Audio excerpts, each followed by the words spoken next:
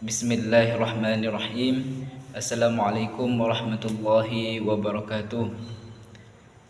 Yang saya hormati Ustadz Rofieska Fahmi Huda, SPDI MPD, selaku dosen pengampu mata kuliah Filsafat Pendidikan.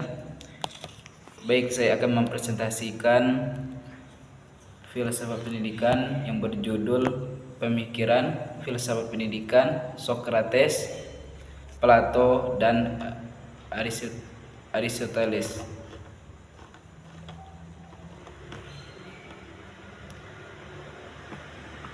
Yang pertama, biografi Sokrates, Plato, dan Aristoteles.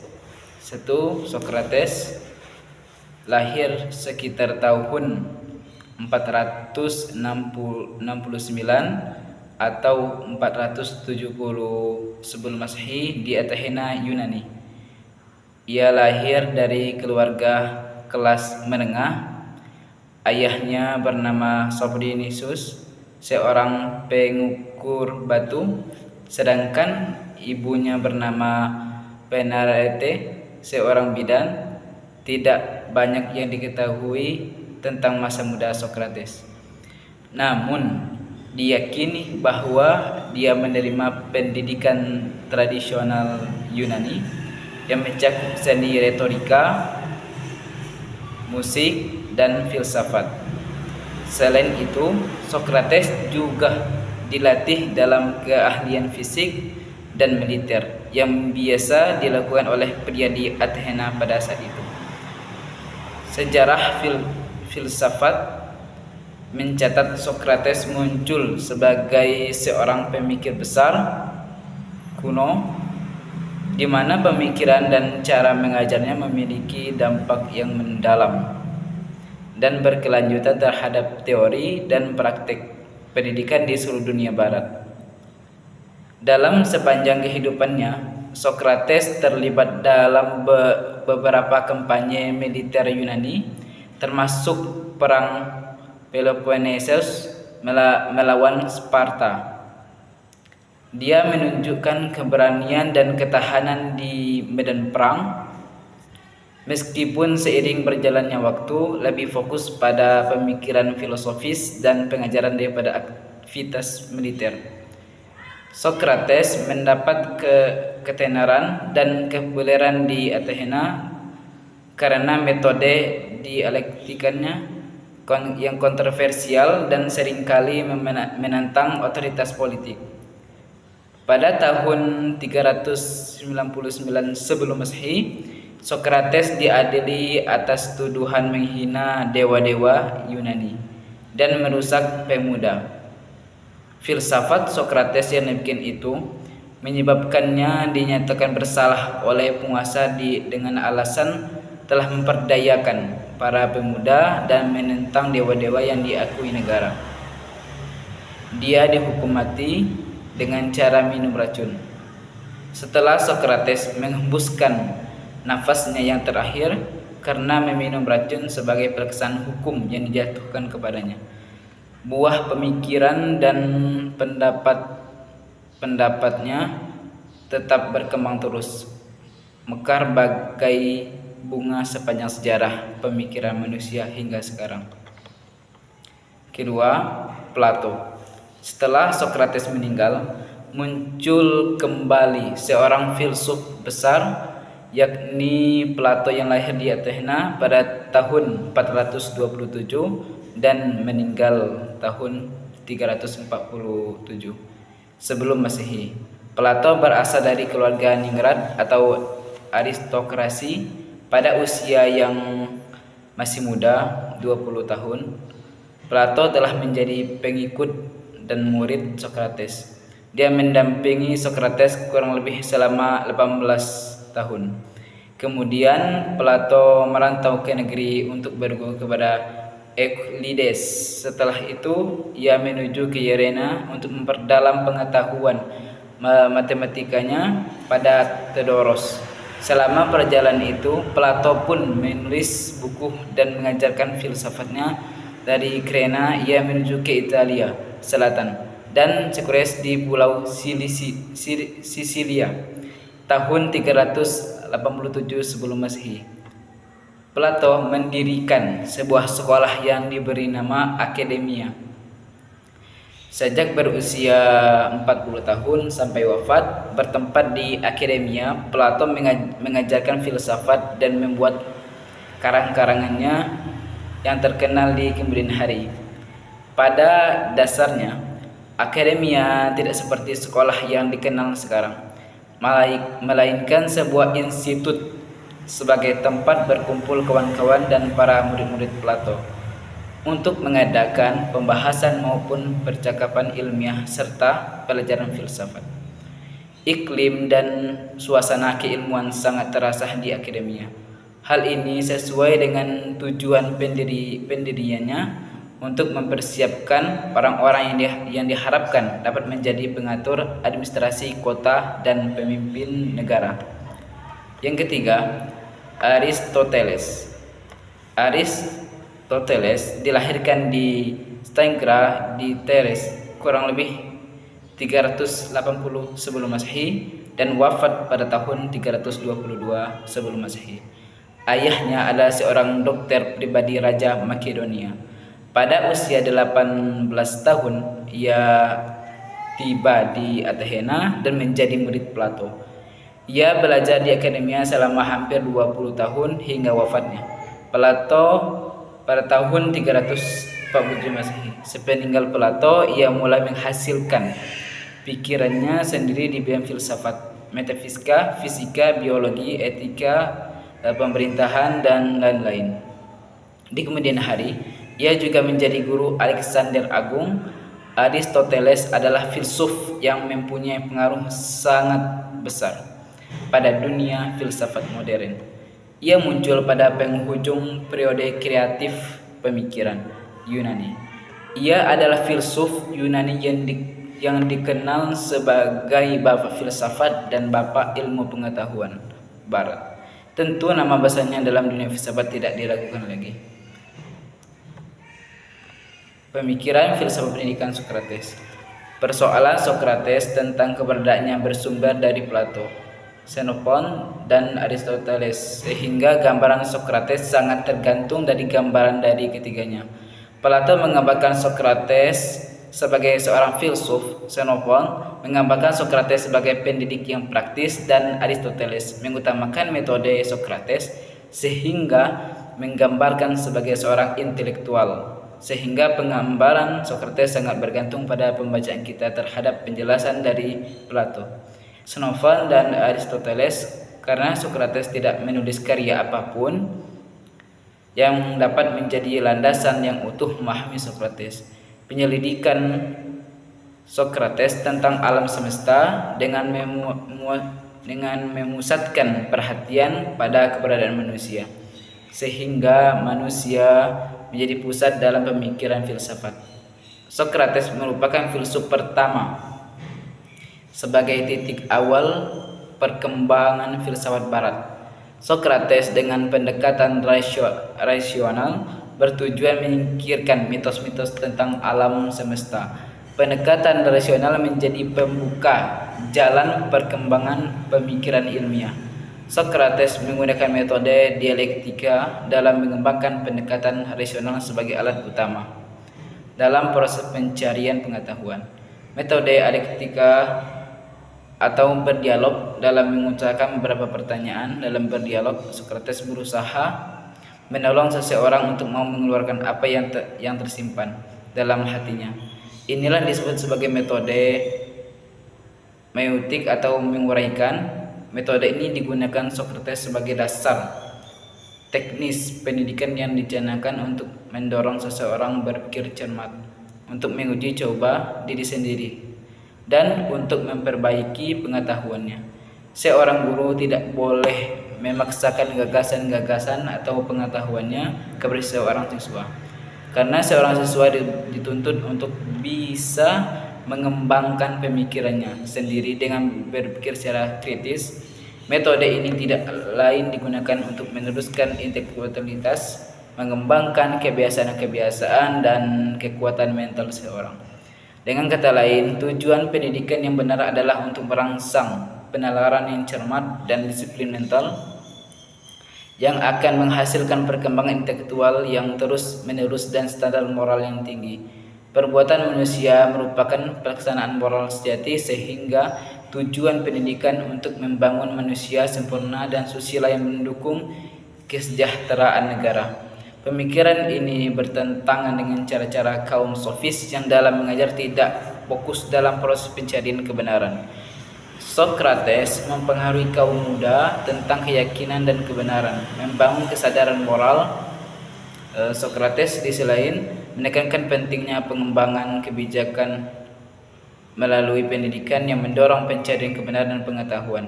Ia percaya bahwa pendidikan harus berfokus pada pembentukan karakter dan proses introspeksi serta menggunakan metode dialog untuk mengeksplorasi ide-ide dan bertanyakan asumsi. Selain itu, Socrates menekankan bahwa pendidikan harus mempersiapkan individu untuk berkontribusi secara positif dalam kehidupan sosial dan politik. Socrates dituduh telah melakukan dosa besar karena berbicara melawan Tuhan dan melakukan kejahatan dengan merusak generasi muda. Socrates dianggap bersekongkol menciptakan revolusi perlawanan terhadap demokrasi Athena. Socrates dihukum mati dengan meminum racun. Kedua, pemikiran filsafat pendidikan Plato. Menurut Plato, pendidikan itu sangat perlu, baik bagi dirinya selaku individu maupun sebagai warga negara. Negara wajib memberi pendidikan kepada setiap warga negaranya. Namun demikian, setiap peserta didik harus diberi kebebasan untuk mengikuti ilmu sesuai bakat, minat, dan kemampuan masing-masing jenjang usianya. Sehingga pendidikan itu sendiri memberikan dampak dan perubahan bagi kehidupan pribadi, bangsa, dan negara. Menurut Plato, idealnya dalam sebuah negara pendidikan memperoleh tempat yang paling utama dan mendapatkan perhatian yang sangat mulia. Maka ia harus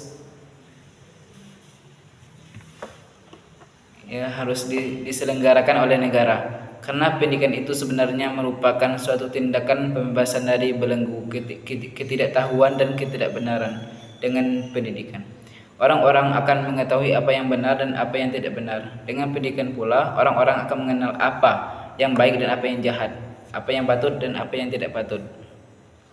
Dalam pemikiran Plato terdapat beberapa tujuan pendidikan, yaitu yang pertama, pendidikan menuntun jiwa pada pengetahuan akal. Pendidikan menurut Plato tidak bisa efektif mengarahkan akal budi tanpa mengarahkan seluruh jiwa yang mencakup nafsu, semangat, dan cinta. Mirip dengan bagaimana mata tidak bisa diputar tanpa memutar seluruh tubuh. Kedua, pendidikan mengembangkan kebajikan dalam sistem politik. Pemikiran pendidikan Plato untuk melatih peserta didik dalam mengembangkan tiga jenis kebajikan, yaitu kebajikan moral, kebajikan kognitif, abstraksi, kebajikan kognitif. Semua kebajikan ini akan dikembangkan dalam seni berdialog atau berdebat. Ketiga, membentuk karakter yang berbudi luhur. Pemikiran pendidikan Plato dalam konsep idea. Plato memandang hakikat, kenyataan, dan kebenaran sebagai bentuk spiritual dan ide-ide. Pendidikan Plato bertujuan pada pencapaian manusia yang membangun kepribadian mulia dan memiliki taraf kehidupan kerohanian yang tinggi dan ideal. Keempat, mempersiapkan kewargaan ideal. Pendidikan dalam pemikiran Plato akan bertitik tolak pada peserta didik sebagai warga atau generasi penerus. Sehingga pendidikan dalam konsep ideal bertujuan pencapaian pada kenyataan terakhir menuju kebenaran yang bersifat absolut. Pengembangan dan kemajuan moralitas peserta didik sebagai warga dan generasi penerus bertujuan melestarikan dan melanjutkan kemapanan nilai-nilai kebenaran pada masa lalu. Sehingga pendidikan akan berkontribusi nyata dalam sistem politik, yaitu kepemimpinan negara. golongan pemimpin atau pemerintah yang terdiri dari orang bijak atau filsuf yang manifestasi kebajikannya dalam kebijakan yang arif. Golongan prajurit yang bertugas menjaga keamanan dan menjamin ketaatan warga. Bentuk kebajikannya adalah keberanian. Golongan rakyat biasa kebajikannya dalam kemampuan mengendalikan diri. 3. Pemikiran filsafat pendidikan Aristoteles. Aristoteles adalah murid Plato. Dia adalah seorang cendekiawan dan intelektual terkemuka. Mungkin sepanjang masa umat manusia telah berutang budi padanya. Oleh karena banyak kemajuan pemikirnya dalam filsafat dan ilmu pengetahuan, khususnya logika, politik, etika, dan biologi, psikologi. Menurut Aristoteles, agar orang bisa hidup baik, maka ia harus mendapatkan pendidikan. Pendidikan bukanlah soal akal semata-mata, melainkan soal memberi bimbingan kepada perasaan-perasaan yang lebih tinggi, yaitu akal guna mengatur nafsu-nafsu. Akal sendiri tidak berdaya sehingga ia memerlukan dukungan perasaan yang lebih tinggi agar diarahkan secara benar. Dia menguraikan dua jenis kebajikan, yakni kebajikan intelektual dan kebajikan moral, serta mempertanyakan apakah kebajikan dapat diperoleh melalui pengajaran dan pelatihan. Kebajikan moral dibentuk oleh kebiasaan, sementara kebajikan intelektual itu atau kebijaksanaan diperoleh melalui pengajaran dan membutuhkan pertimbangan serta kecerdasan. Aristoteles dalam dialog Meno membedakan kebajikan intelektual yang membutuhkan pengajaran dan kebijaksanaan dari kebajikan moral yang terbentuk oleh kebiasaan baik.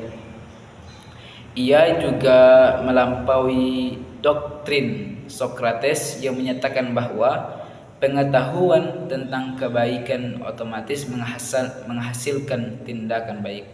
Aristoteles menjelaskan fenomena kelemahan moral, yaitu situasi di mana individu bertindak bertentangan dengan keyakinan terbaik mereka dan membangun argumennya berdasarkan pengamatan terhadap orang-orang yang bertindak di luar pengetahuan kebaikan yang mereka miliki. Selain itu, dalam bukunya Aristoteles memberikan gambaran ideal tentang negara. Tujuan utama pendidikan dalam pemikiran Aristoteles adalah mencapai eudaimonia atau kebahagiaan sejati melalui pengembangan kebajikan dan kehidupan yang sesuai dengan alasan. Pendidikan bentuk karakter dan kemampuan individu sehingga mereka dapat berpartisipasi secara efektif dalam kehidupan politik dan sosial. Pendidikan juga berupaya menciptakan keseimbangan antara kebutuhan individu dan kepentingan masyarakat, serta memastikan kontribusi semua warga negara pada kebaikan bersama. Aristoteles menekankan bahwa pendidikan harus disesuaikan dengan jenis konstitusi yang ada untuk memastikan individu mampu menjalankan peran mereka dalam masyarakat dengan baik. Kesimpulannya, Socrates lahir sekitar tahun 469 atau 470 sebelum Masehi di Athena, Yunani. Sejarah filsafat mencatat Socrates muncul sebagai seorang pemikir besar kuno pada tahun 399 sebelum Masehi. Socrates diadili atas tuduhan menghina dewa-dewa Yunani dan merusak pemuda. Dia dihukum mati dengan cara minum racun. Pemikiran filsafat pendidikan Socrates yaitu metode dialektika atau berdialog dan mengutarakan beberapa pertanyaan. Dalam berdialog, Socrates berusaha menolong seorang untuk mau mengeluarkan apa yang tersimpan dalam hatinya. Inilah teknis pendidikan yang dicanangkan untuk mendorong seorang pelajar untuk berpikir secara cermat.